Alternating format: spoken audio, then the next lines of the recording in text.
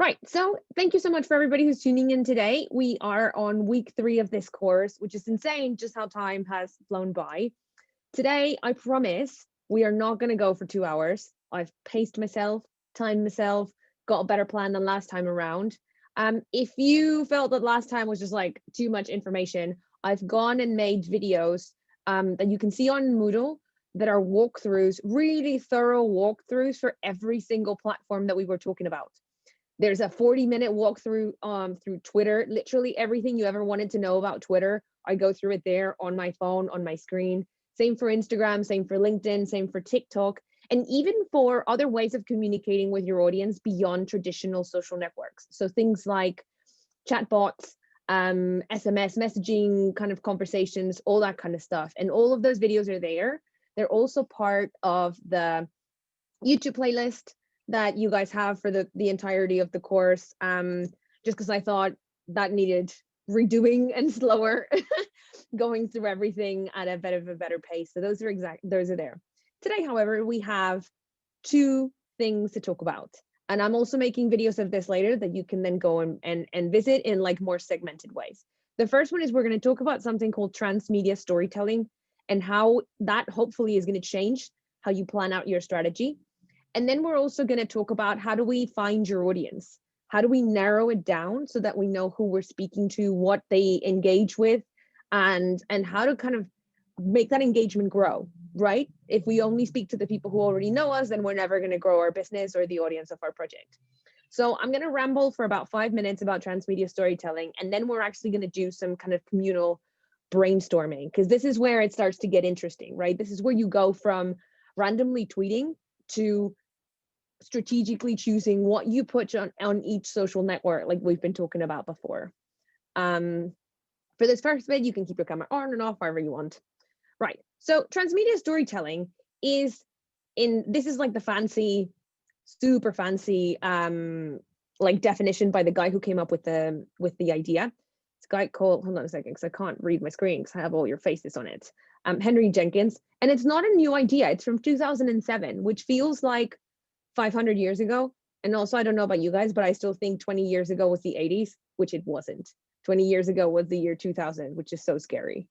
So the idea about transmedia storytelling is about designing, and the word design is very important because there's intention and there's purpose in design. So it's about designing, sharing, and participating in a cohesive story that you experience across multiple platforms, whether they're traditional or not. This means that you can mix the offline and the online world to tell a cohesive story, right? So let me give you the best example of transmedia storytelling that there is. And this is the Marvel universe. For all the nerds in the room, it's the series about the Avengers and all that kind of stuff. Throughout, hold on a second, because I think I have a picture of it later on. Throughout the different movies, the video games, the comic book magazines, the different live events that they've done for the Marvel franchise, all of them build on each other. None of it duplicates, none of it repeats, but they're all linked to each other. But you can also watch them independently. So if I just go and watch Thor 1, it makes sense. But if I watch them all in sequence, it also makes sense, right? And it's about how you use every single opportunity when you're communicating. How do you design it so that it all mixes together to tell a cohesive story, right? How does your Twitter complement your Instagram, which builds onto conversations you've started on Facebook and all that kind of stuff? And that is a really important shift in how hopefully you guys will approach your social strategies from now on. It's not about, oh, just put it everywhere. That is not as effective as thinking about how all of these different spaces complement each other. And particularly when we're talking about storytelling for change, which I'm guessing is what a lot of you guys want to do, whether your organizations are for profit or not. And this is a quote from a guy called Simon Hodges, which I really like. His whole article about what's so special about storytelling for change is really interesting because he talks about the need of thinking about storytelling almost in a colder, more strategic marketing kind of way. Those of us who have passion projects and issues that we believe in, sometimes we get stuck in thinking, well, people should care. people should care about the environment. People should care about recycling. People should care about women's rights. People should care about sexual health, right? When in reality, people shouldn't care about anything. We have to figure out how to tell that story effectively to make them care.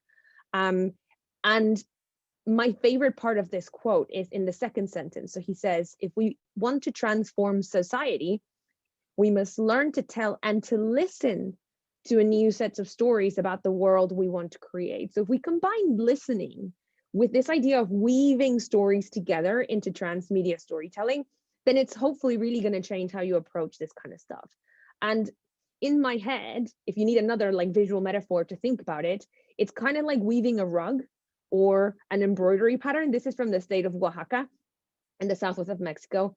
Beautiful place. Once coronavirus decides to leave us alone, totally go to Oaxaca. The food is amazing and they do beautiful embroidery like this. Look at how all the strands are working together. And some of them might be doing similar jobs, but none of them repeat, right? So take that metaphor as far as you want to take it, but that's kind of the idea of this concept of transmedia storytelling and how it really changes. And just to give you an example, I'm going to keep banging on about UN Women because I like them as a case study and because it's easier if we use one to show that they're doing everything, right? Look at all the channels that they're on down here. Facebook, Instagram, Twitter, Medium, LinkedIn, YouTube, Flickr, which we didn't even talk about last time around, Snapchat. They have an RSS feed. They also have their website, and they haven't listed their TikTok on their website, which is sneaky, but they're totally on TikTok as well. And all of these spaces at the same time speak with one voice and also have differences in tone between them.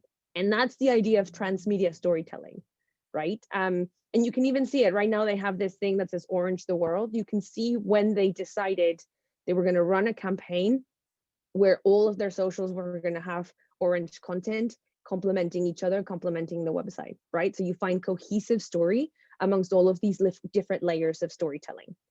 So while I try and make the next part of this activity work, does anybody have any thoughts or any questions in the meantime? Can everyone hear me? I just got a little message about maybe I was muted, but I don't think I was muted. I saw people nodding along, which hopefully meant you could hear me. Otherwise, I was just talking to myself. Like, I mean, I do talk to myself sometimes, but whatever. We can hear okay. you. Amazing. So what I want to do now is, hold on a second. There we go. This is a software called Miro. If anyone's ever looking for ways to brainstorm and communicate with your team, Miro is amazing. If anyone was able to log in, I put the link in the chat. You should be able to edit the same board with me. And if not, I'll edit it for us as we go along. And the idea of this is to try and brainstorm how we would build this transmedia world for a specific event, right? So let's brainstorm how we would do it together as a team. And here I've named each of these spaces as a different social network, but it could be anything, right? And remember that you can use your social networks before, during, and after the event, right? So you can use, I don't know, Instagram Q&As to drive up engagement in your upcoming event and get people's questions, which then you answer live and then you repackage and put somewhere else. So I'm going to give us the task of coming up with how we would promote an event if we were I'm really bad at coming up with examples on the spot. Let's pretend that we are an NGO that looks after cats, because I like cats, and we have a big cat conference coming up. Give me ideas. How could we use all of these different spaces to drive up either engagement before, during, or after the event? And remember, they all have to like complement each other. Nothing duplicates, nothing repeats. And I'm watching the chat as well. If you'd rather like type in your ideas into the chat rather than use your voice. Come on, kids. This is the participation part. Maybe we could have a funny video on TikTok, maybe. Ooh, okay. That's a good idea. I love the idea of funny videos. Funny. Yep. Maybe create a hashtag for Twitter. Yeah, and you do it beforehand, right? So that by the time your event hits, people already know how they can tune into the conversation. Now, hold on a second. I'm writing this like on top of everything, not in the little square. Hashtag. Yep. maybe a series of historical photos over the course of the year for Instagram that are in a square format. Ooh, that'd be kind of cool. Yeah. Looking back, TBT, whatever. Yeah. Especially, let's pretend that we've been going on for 100 years. We're a 100-year-old cat protection program. Maybe you have like really old pictures of people saving cats across the years, right? Where you can really see the dates. People wearing 80s clothes, people wearing 60s clothes. I'm going to call this a carousel. A cat's expert interview broadcasted on YouTube. That could be cool. Yeah. If you in the photos, the people can dress in different different years, but the cat could be wearing a hat or some type of an accessory in the picture. That's really funny. And you know, how do we take that even one step further? How do we make that something that people can engage with? Oh, you know that funny dancing Christmas card they could do? You could do something where they could put their cat either in a picture or in some kind of a clip that they could make for their own. Yeah, totally. Have you guys seen, so when you're asking people to do something, they're more likely to do it if you give them direction, so that it kind of limits what they can do, not in a bad way, but it just focuses what they do. So for example, if you chose 5 really funny pictures of your cat's protection agency through the years, you could say, reproduce these with your cats and send us your photos, right? You must have seen these. There's people who do this with like old oil paintings and stuff like that, and then they recreate them with their kids. People have been doing that in lockdown, and that's the way that you can drive engagement, right? How do you also add a bit of actual facts? Because so far we're talking about like funny things that are cool. How do you turn this whole, here's a picture of me holding my cat in the 1930s, and I'm asking you to recreate, how do you insert a little bit more of comms and of facts? Maybe by creating a caption that adds to that, or also by placing like a link or something in the caption that gives people access to more information. Yep.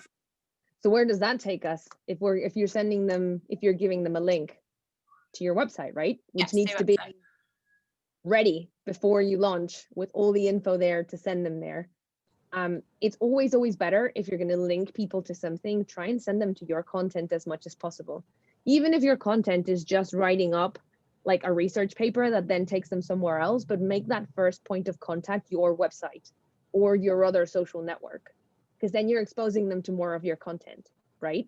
Come on, guys, also, more ideas. We're not going to stop until we fill all of these little squares. Could you have polls in terms of stories online, in like Instagram stories or Facebook stories, and polls where people could share about problems they're facing with their cats, or their favorite cat colors, or their favorite type of cats, and then that could feed into, say, the newsletter as well.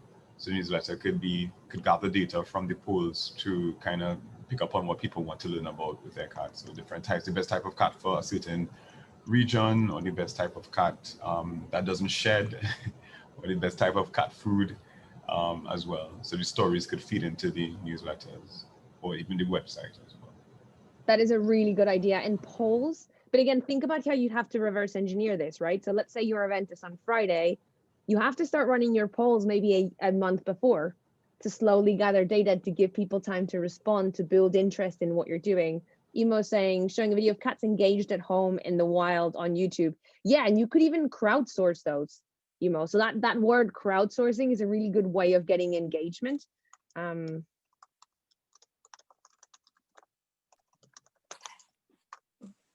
Kind of building on that idea just now, like you could have like a cat doctor or a Q&A with cats, and you could somehow engage different cat experts, or people could answer each other like about questions they have about their cat. I don't know. Yeah, definitely. And you could always do it in a different space, right? So if you're going to have, I don't know, a more serious person on YouTube, then maybe you have someone who's going to teach you how to make sure your cat doesn't, I don't know, eat your furniture or whatever on Facebook.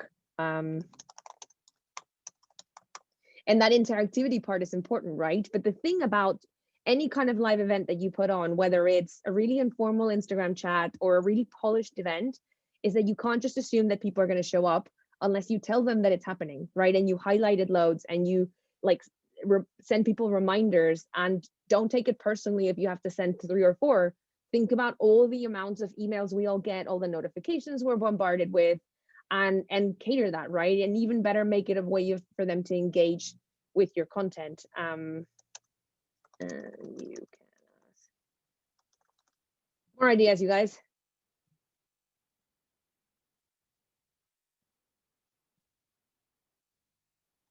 Maybe tagging some people who are known cat supporters might be helpful as well. Some people in those cat industries, for lack of a better term. yeah, or your, I wouldn't call them your competitors, but like your colleague organizations. So there's always going to be organizations that work in line to the what stuff that you're trying to do, which is a little bit different than with brands, right? Brands wouldn't necessarily tag their colleagues because they're competition, but if you're working in the area of social enterprise and like nonprofits or businesses with a social kind of focus, it's easier to tag other people who are doing similar things. That is amazing. What else? Come on, you guys. I think if we're talking about cat protection, people tend to really feel kittens more than adult cats at times. Yeah. So maybe you could have, I think it could be a TikTok thing. It could work on other platforms where you show the kitten, it's a young age, and you show the older cat, side-by-side types of videos. So it promotes the livelihood and the lifespan of a kitten to a cat. So people feel like they want to protect these animals to live as well. Have you guys seen the trend? It's on Twitter mostly, but it's also everywhere. How it started, how it is now, something That's like that, where exactly you what I was stealing. yeah, two things side by side. Mm-hmm. So you could do that. You could even, you guys must have seen this on Instagram where it tells you screenshot this template and fill it in with your answers. You could even give them a template on Twitter and say like, retweet it back to us, put the picture of how your cat started, how they'd ended up here, right? Which might be cool. That just made me think, have you guys heard of Fat Bear Week? Oh man, this is one of the most brilliant social media campaigns that I've ever seen. Tell us about what Burger King did, Victor, while I find Fat Bear Week.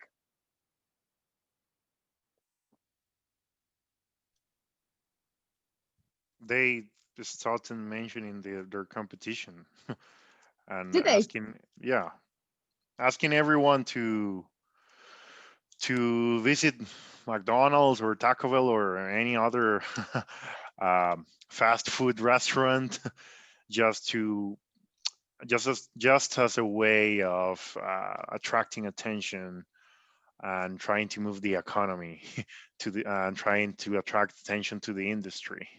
So, and they did it localized to every market. So depending on which country they were launching the campaign, the names of their competitors were different. But at the end, they were just asking people to go to restaurants with their brand, with the Burger King brand. And they in some point said something like, we obviously recommend you to go to Burger King, but if you want to go to anywhere else, just go and do it. And that's such an amazing way of understanding that building engagement is a long-term investment, right? Because a lot of people will have seen that and thought, oh, that's funny. And what you get in your head is Burger King has a sense of humor. So Yes. the next time they try to sell you something, you're like, oh yeah, but Burger King has a sense of humor. So they're funny. Humor, and they are also cognizant that they are not alone in the world and that we all are interconnected. So they are aware of the industry. It's not like they are the only fast food restaurant. And I liked it. So I was thinking, based on the previous comments, that maybe you can tag dogs or that is such a good idea. So yeah, anything else. It cannot even be animals. It can be related to water protection or to recycling or whatever. At the end, it's part of nature. And that is such a good idea, Victor, of how you then spread it out. So you could, for example, have a hashtag not a cat person. So to say like, are you not a cat person? Fine, show us pictures of your dogs, flood the internet with dogs, or then tag, for example, a recycling organization and say like, here are 5 top tips. You could partner with them and ask them, for example, cat litter is really polluting unless you dispose of it in the right way. So you could do partnerships and be like, today we're going to talk about recycling your cat litter and what's the best way of keeping your cat's ecological footprint small, that kind of stuff. And sometimes those partnerships can be really valuable because it's content for you and it's content for them. And you don't have to go for big brands or big names. Sometimes little organizations are going to be so excited to get the attention and sometimes have even more expertise because they're doing on the ground work, right? Let me show you Bear Week, Fat Bear Week really quickly. So Fat Bear Week is something that, I forget the name of the park, but they're a tiny like national park in the States that started, they realized that they could use pictures of animals to leverage social engagement. And they realized as well that people like voting on things and people like competing. So what that they decided to do is to create almost what is the equivalent of a beauty contest with their bears, taking pictures of them when they're really fat before they're going to hibernate, just before the winter, and creating a whole campaign of awareness and education around bears, why they're important to the environment, facts about bears, and all that kind of stuff. But they use it and they anchor it around the week where you can vote for who is your like favorite super fat bear before they go and hibernate. And they have tons of stuff like links. They're very shareable. They've created merchandising around it. And they're a tiny national park.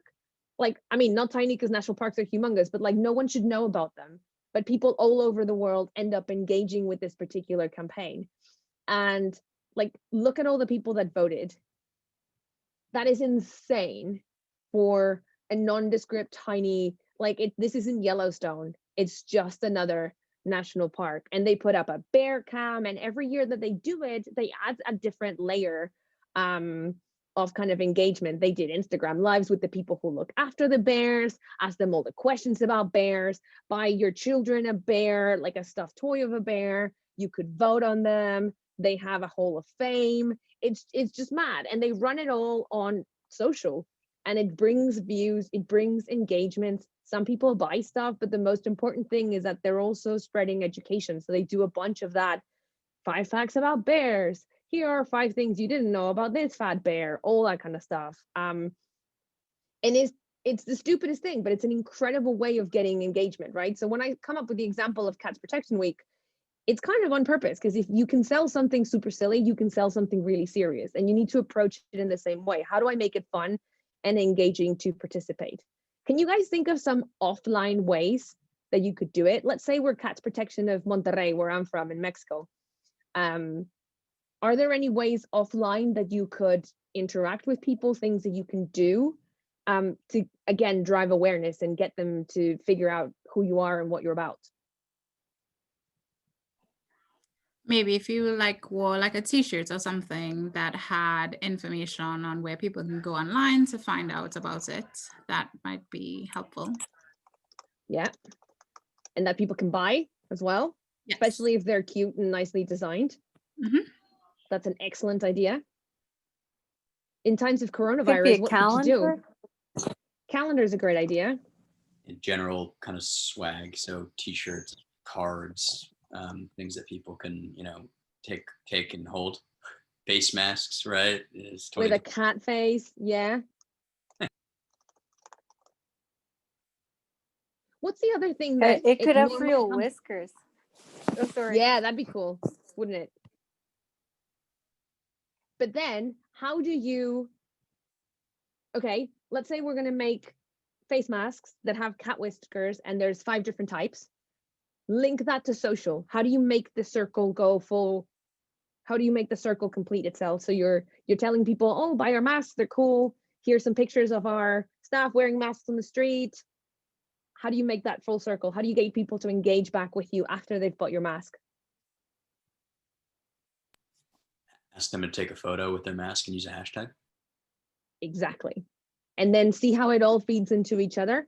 And then you don't even have to use your own staff like posing with the mask. You start to use organic generated images, and it creates that kind of little sense of community, which in the end is what drives engagement, right?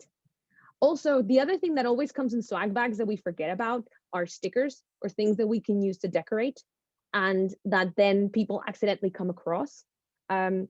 One of the most clever ways that I have heard about how you can use offline methods to make something go viral. I had the opportunity to speak to a journalist who was very involved ahead of the uprising in Egypt in 2011. And what they wanted was they made like short 3 to 4 minute documentary films trying to tell people about like what was going on and what was wrong and how they could participate.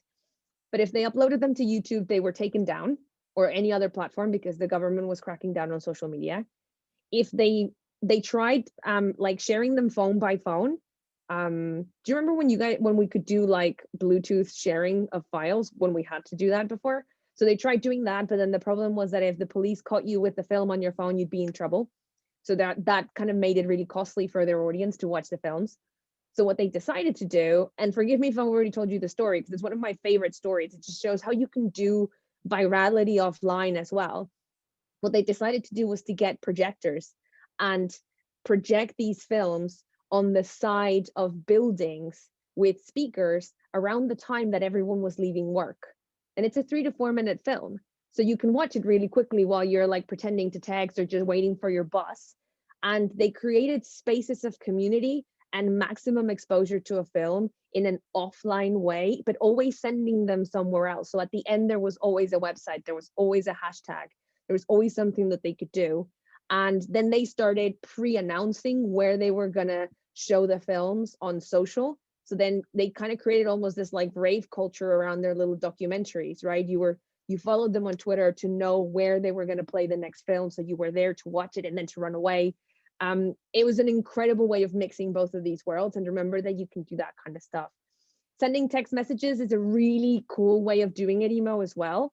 And face painting is amazing as well. What if you did like a face painting tutorial? Hold on a second. Let me organize my thoughts. What if you did a face painting with a cat expert who, while you're doing their face, they're giving you lots of facts about cats? And then you're mixing both of those things. And then you tell people, send us your pictures of you doing this to your children. See how all of this starts to complement and none of it repeats, right? And you have to decide, when is my point of crunch in time, whether it's an event or a holiday or when you need to fundraise for all that kind of stuff. And then reverse engineer how you are going to build all of these layers of communication and excitement so that you're ready for D-Day, right? You can't just start it off on day one. You have to reverse engineer and then build it up over time, paced across all the different channels that you decide to be on. Does this kind of make sense? The transmedia storytelling concept, because that's super, super important. And hopefully it really changes how you adapt stuff. Cool thing, Instagram has just released an update of open source software they use called Spark AR.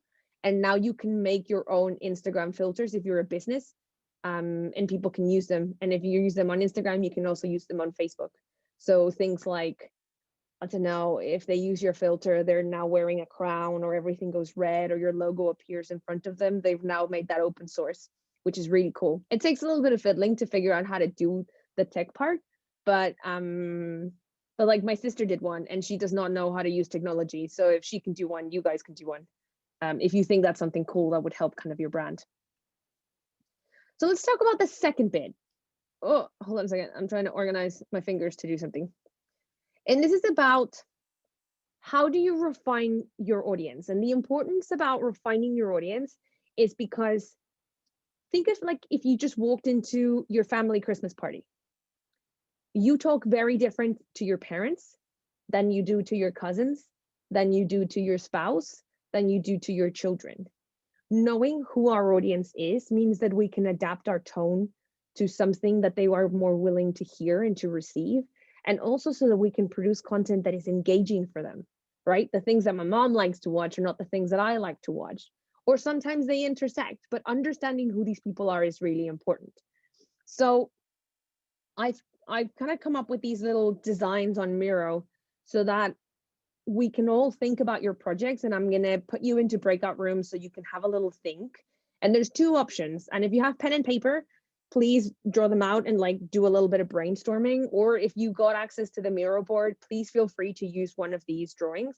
The first one that I've got is like concentric circles, where you think the big circle is the biggest conceptualization you have of your audience. So for example, I don't know, for cats protection, it's people who like cats, right? That is huge. How do I make it smaller? Maybe it's by geography, maybe it's by bringing down the language, maybe so saying just people in English, maybe it's by defining a little bit more of an age range, maybe it's by defining what I want them to do with my brand.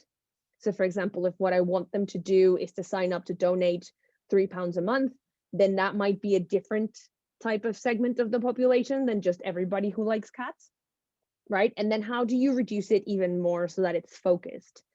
That's one way to look at how to find your brand. And then the other one is to look at intersections, right? So think, what do these people like? Where are these intersections? And then how can I create content that engages them? And think also beyond the people that already follow your project or your organization. So if you only speak to the converted, you're never going to grow. You have to think, who can potentially have interest in what I do?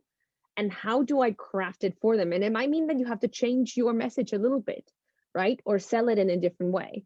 Again, the way that I'm gonna, I don't know, think about when you were trying to get something when you were little and you would tell your mom and dad different versions of the same story to try and get them to say yes. It's kind of like that. And how do you make sure that you're still speaking with one voice overall, but maybe different channels speak with different voices, right? So again, UN Women's TikTok has a very different tone of voice that their website, but they're hitting the same talking points. The message is still the same. And that bringing down to who your audience is also going to help you figure out where they spend time. So then you can figure out which social networks you're going to be on, right? And it all starts to link together. So the first one is kind of like these concentric circles. Second one is these Venn diagrams. Let me do some breakout rooms magic. Hold on a second. And I'm going to put you into groups of 2, because that'll give us some time to have some conversations. And I'll give you 15 minutes and I'm going to jump around everyone's and kind of like nose into all of your conversations. Right. If this doesn't work, I will see you back here or stay here in the middle. We are going to be fine.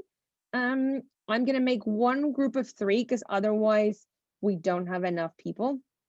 So hopefully, I'm going to close it automatically after 15 minutes and my countdown timer is going to be 10. Right, kids, let's hope this works. See you in 15.